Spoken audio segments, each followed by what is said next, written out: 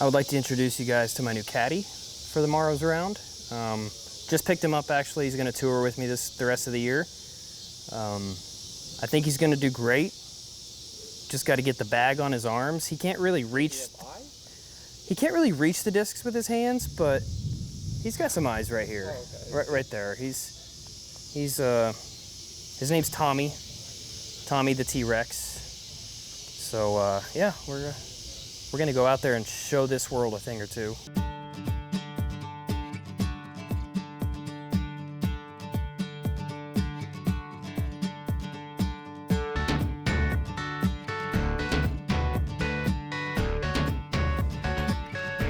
When I first heard Pro Masters, my first eligible year was gonna be in Kansas City. I was really excited. I believe I first got wind of it probably about a year ago now, and I was pumped. I was thrilled. I'm like, I'm gonna train so hard and I'm gonna dominate everyone. And then life got in the way, and I designed a bunch of courses, and here we are 3 days before the event, and I'm ready to start training for it. So that'll kind of tell you my expectations of the event. I'd be lying to you if I didn't tell you I wanted to win. I definitely want to win, and I know I can win. But my expectations, if I make the finals, I'll be really happy. Basically, if I go out and perform and at the end of the week, I'm happy with how I played, I call that a success.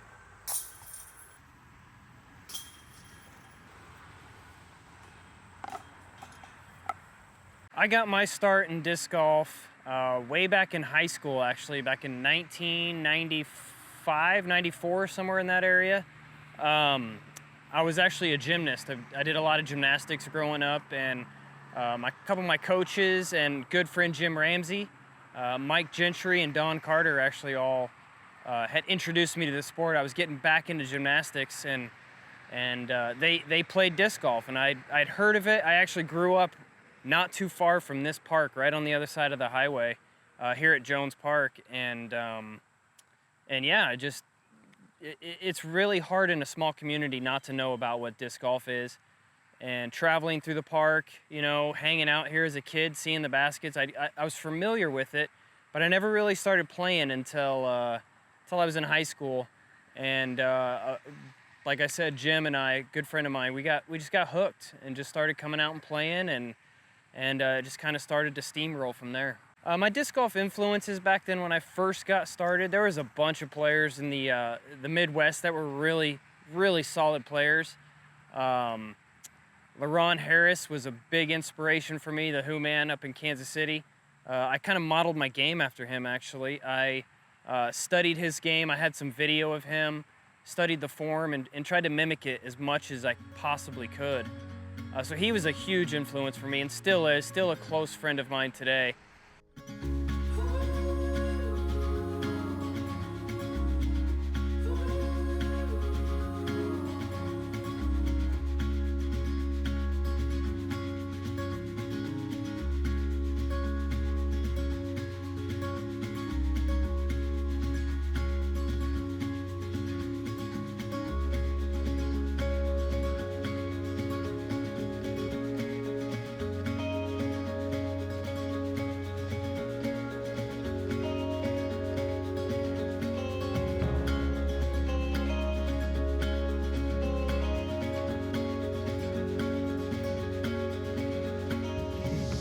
So we got 3 rounds done, 2 rounds at Bad Rock, and we're actually done competing at Bad Rock now, and 1 round at Waterworks, and things have been going pretty well, actually. Had a bit of a slow start at Bad Rock the first day, doing pretty well at Waterworks, had a couple spit outs coming down the stretch, but then started out really well today. Actually, I came out of the gates doing, after 11 holes today, I was at 9 under.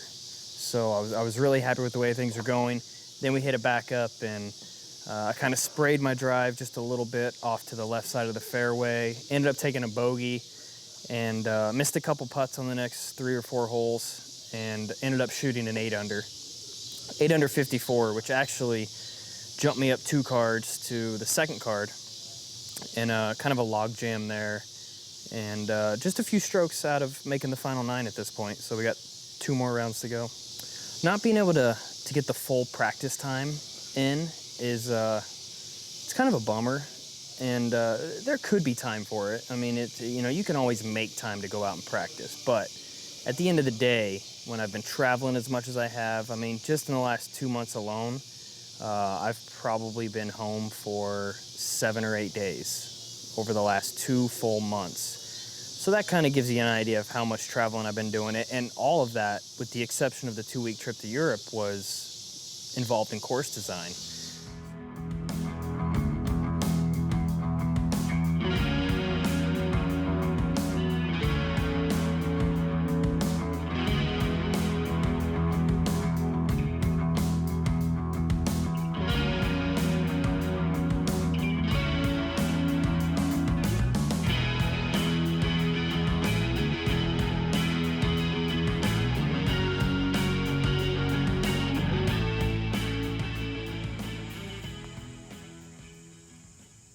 So typically when I show up to a brand new piece of property, a blank canvas, so to speak, I don't try to necessarily look for a certain hole right then. I don't come up and be like, this is a hole, this is a hole, this is a hole, unless it's just something super obvious where, wow, this is absolutely beautiful, I have to incorporate this somehow. But typically my process is come, walk the entire property, get to know everything about it before I really start designing the course, designing the holes, laying the course out.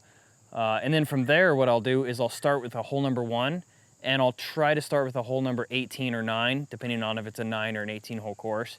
That way you have a good reference on starting and finishing, and then it's a matter of meeting the holes in between, meeting the other holes from there on, like 2 through 8 or 2 through 17, whatever the case may be.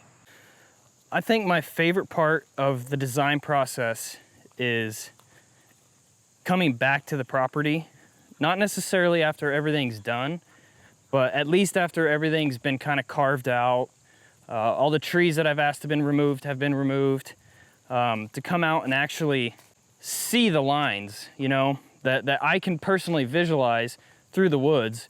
A lot of people can't. It can be difficult to see the lines that I'm talking about. You know, people are like, what? There's a line there. And then you cut it out and you're like, wow, there is a pretty big line there, pretty gap. That's probably my favorite part, is coming out and seeing those lines after they've been cut out. The satisfaction for me is just overwhelming to come back to a piece of property and actually see the final product, see it done, and love coming out when the ribbon cutting happens and watching people play the course for the first time and getting their feedback on it, and just, yeah, the whole process is awesome.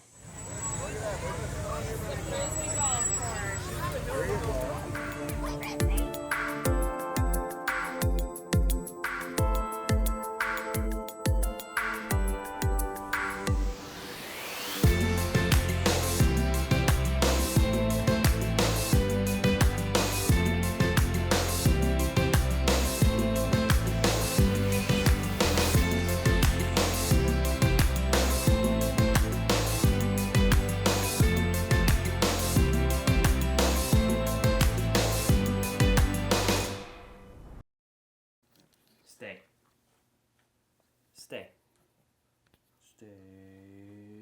Good boy. Overall, for the Masters Worlds, I would say I'm okay with how I finished. I ended up finishing in the top 10. Obviously, my goal was top 4 or even to win, but you know, I played pretty decent throughout the week. I averaged above my rating, which is always a good thing when you go play an event and you do average above your rating. That's always a good thing. If anything, the one thing I'd like to have back is the final round. I kind of struggled a little the final round to get anything going. So if anything, I'd like to go back and maybe replay that round if possible and maybe move up a couple more spots. But for the most part, overall, I'm pretty satisfied. We're in my somewhat, quote, man cave, I guess you could call it. It's in my basement of my house. Spend some time down here when I can. It has everything that means something to me in this room. A lot of disc golf stuff, some Jayhawk stuff, some Royals, a couple little Chiefs things, a lot of sports stuff, and then some Star Wars stuff as well. But mostly, the EMAC Truth. It's kind of like an EMAC Truth room almost. I've got one whole wall that is dedicated to most of the L64 Customs stuff that they do up there, the customized discs, and they'll do some EMAC ones. And they've sent me a few of them over the years, but I've actually bought a lot of them over the years too, just to kind of help support them and keep my collection rather large and kind of cool, you know. And I've also got what I refer to as the evolution of the Truth. We kind of start out with what happens to be the Truth-tooled Verdict that came out. I was over in Copenhagen, and Thomas brought me a few of them to test out, and it was originally going to be my signature disc, but it was a little bit too overstable, so we decided to call it the Verdict and kind of move on and do another mold for the Truth. Then we got the black on black biofusion Truths. I believe there was like 15 of them out there in existence. That was the first one that I'd got and tested out and said, yes, let's move forward with this one. It's a little bit straighter. This is exactly what I want. And then the hybrid one came out. The hybrid Truths from the 2013 AM Worlds here in Emporia, Kansas. Those were really sought after. People loved them. Matter of fact, I have a whole bin of them from people that have sent me over the years that I've just kind of collected. I have one on the wall with one of my favorite Jayhawk signatures on it, which is kind of cool.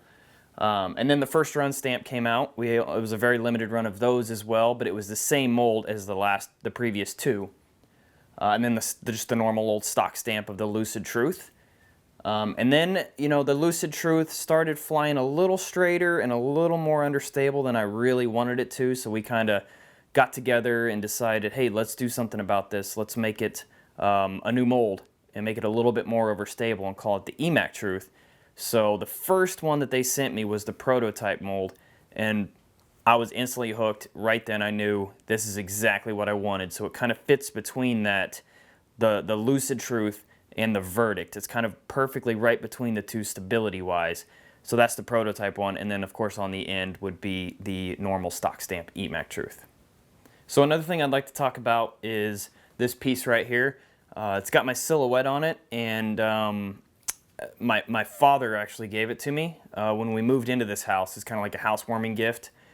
He made it out of, we have an old farm back in Cottonwood Falls, Kansas, Bazaar area, and we had a barn there, a huge barn. It kind of is dilapidated now over the years, and it's kind of fallen in, and we've taken some pieces of that wood and done some pretty cool things with it. I gave him one year a big board that had our name printed on it, and I gave that to my brother and my mom and my dad, and he surprised me with this, and it's made, the outside frame is actually made from that barn wood, and he has a cutter that he makes that he can do, and he actually made this and gave it to me, and I knew instantly it had to go up somewhere on the wall. So one more thing that I have in my collection that I wanted to share, a lot of people have, you know, collected their first Ace disc and keep it up on the wall and treasure it, so to speak, which I do still have my first Ace disc, but I also have my first Ace basket.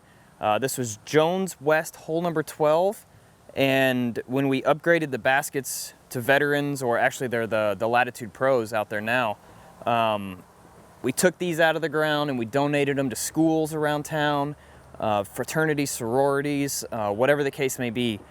I told Jeremy when I was, you know, helping out with the project, I told him that hole 12 may disappear, and it took him a second, but he's like, yeah, I understand, that makes sense, you can have it. So another thing I'm very fortunate to have in my collection, and I decided, let's just concrete it into a sleeve right in the front yard. This is my first ever Ace basket right here.